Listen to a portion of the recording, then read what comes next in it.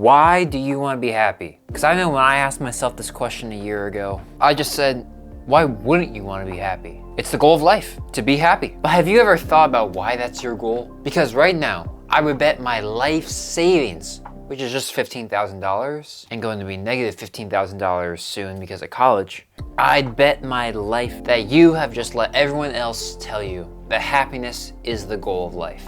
Because do you even understand happiness? Here, take a look at this graph. This is the hedonic treadmill theory. It has a lot of papers supporting it and currently is the consensus, but of course that can change. But as we know it now, the entire theory is that everyone has their baseline level of happiness, and when good things happen, like marriage, your happiness rises up, and then after a couple days it goes back down to your baseline, and then say a terrible thing happens, like, I don't know, your friend dies, it drops down, but then a few days later you go back to normal. Of course, there's a few things you can do to change your baseline happiness, like having enough money that you don't have to worry about it, getting away from debilitating addictions, and removing any sort of chronic stress you have in your life. But at least 50% of this baby right here is all genetics. They actually found this out by finding a set of twins who were living in different households in very different housing situations, but they ended up having the same level of happiness. Of course, happiness isn't very easily measured, but hey, we work with what we got. Think of it like this. Say you wake up tomorrow and you just want a new face. You spend all day using ice water, facial cleanser, moisturizer, makeup, and by the end of the day, you have a new face. But when you go to bed, maybe with the help of a pillow covered in makeup remover, you're back to the same face you had yesterday. This is your happiness. No matter how many times you chase happiness, trying to grow it and to be more happy each time, you're always gonna come back down to your mean. But instead of chasing something that will always drop back down, will always go back to where it was before, chase something that has the potential for exponential positive growth. You need to focus on meaning instead. Because here's a choice for you. You either have to focus on happiness or meaning, and let me tell you what that means. A focus on happiness is a focus on hedonism, or centering your life around getting as much pleasure, I guess we'll just call it, because I can't use happiness to define a word, and try to get as much pleasure as possible with all your actions. Eat the most good food, get the most women, get the most money, get the most friends, followers on Instagram, all the stuff that, I don't know, gives dopamine. There is a big problem with this though. It is ultimately pointless. Even people who are excelling at these things that we all want, like wealth or women or followers, realize that at the end of the day, it really means nothing. And they always use that word mean because they're all thinking about how meaningless it is.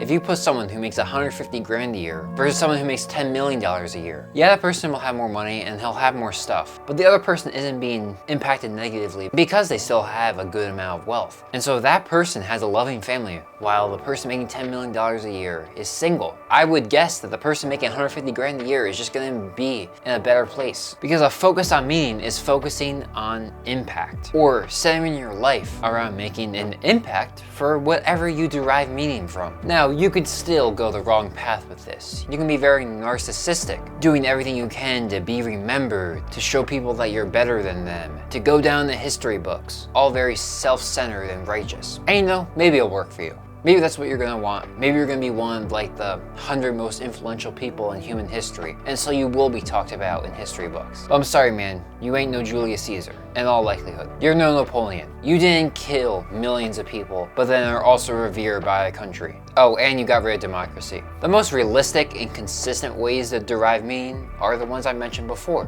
Impacting the world, impacting religion, impacting family, stuff like that. I think those are the big three. Most types of meaning will come from those categories. This gets at a bigger flaw in our society. We're all just so hedonistic. Everything in our society, from what I've seen in my life and what I've heard others talk about, is just set up to be as comforting and as pleasurable as it can be. I can't speak about young women in general, but I can speak about men in general and all the things that we're sold. In general, we're sold on to make the most money you can and get the most women you can. And of course, you got the normal society stuff about eating this trash food all the time. And you know that like healthy stuff, that like family stuff, you know, that kid stuff, you know, that can all wait. That can all wait for later. You gotta find yourself first. Culture isn't the end-all be-all for how people act in society, but when you're lost, most people look to culture for answers on what to do. I mean, I know I had an experience with this. I wasn't able to go outside by myself till I was 14. I've probably ate 2 to 4 million calories of fast food. I was never urged to work out by anyone until high school. I was never urged by school to try new things or to take calculated risks. And because of this, so many of us are naturally inclined to seek out comfort and pleasure. Like, oh my goodness, would I love to have some Doritos and Xbox gaming right now. To be fair, we're not unique in this regard, and if any other person from history was living in our shoes, they do the same thing. They just didn't have the means to accomplish those desires like we do. That's why there's something even more difficult to understand than meaning's importance in life. And that is suffering and pain throughout your life is important to who you become and how you will grow your meaning. Everything seems a lot different and more important once you've gone through something tough or witnessed someone going through something tough. Now, one of the problems I think people take this is that you should search out pain and suffering. And I don't think that's necessarily the case. Like, you shouldn't do dumb things to get hurt, to make suffering. That's just dumb. Mostly because it's, I think, impossible to go a life without suffering and pain as a human.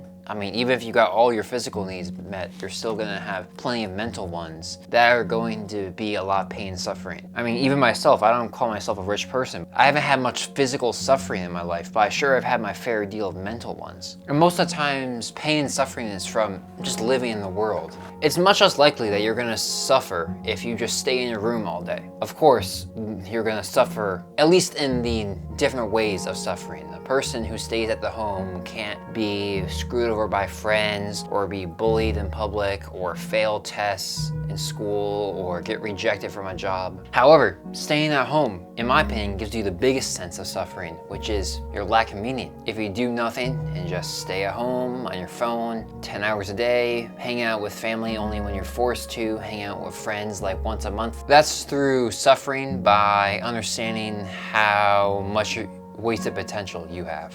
I was able to get my sense of meaning from social forces, from being out and about. Since I'm, a certain religion, I don't think you might be able to tell from this video. But I get a lot of meaning from that and devoting my life towards that thing. But obviously not everyone has that. So it can just be anything that feels greater than you. Like, I would argue a family is greater than you and the world is greater than you. And so attempting to have an impact on that stuff is what's important. For example, focusing on money is not a good thing because your money is literally in the name, it's yours. Now, this is just the best way to live because humans are just pre-programmed to focus on the bad stuff as a way of surviving evolutionarily. For thousands of years, the people who remembered the bad things about the world were less likely to do those bad things and die. And so we have thousands of years of evolutionary changes to make us focus on the bad. So if you focus on trying to be happy, it's like you're trying to push up a boulder up that hill. So right now, you need to switch your mindset away from a happiness mindset to a meaning mindset, because everything you want to accomplish takes time, suffering, stress, discipline, and basically anything else anti-hedonistic. All the things you really want to do are going to come with some bit of suffering. Getting a partner is going to take rejections and awkward moments. Getting a good job is going to take work, learning those skills, and being ready to take on that job. Having a nice body is going to take time in the gym and on your diet, focusing on something that you just don't want to do. And come on, just think, in 30 years from now, you can look back on your past self and just say, yeah, I've come a far way. One of the best ways I've found for someone to start making an impact on the world is through community service. It's something that we all know is good, but we just don't do. But I have an entire video on all the reasons why you should do community service, even for your own health and productivity. You can check that video out right over here. And don't forget to stop being happy, start being meaningful, and think better. I'll catch you over in this video right here.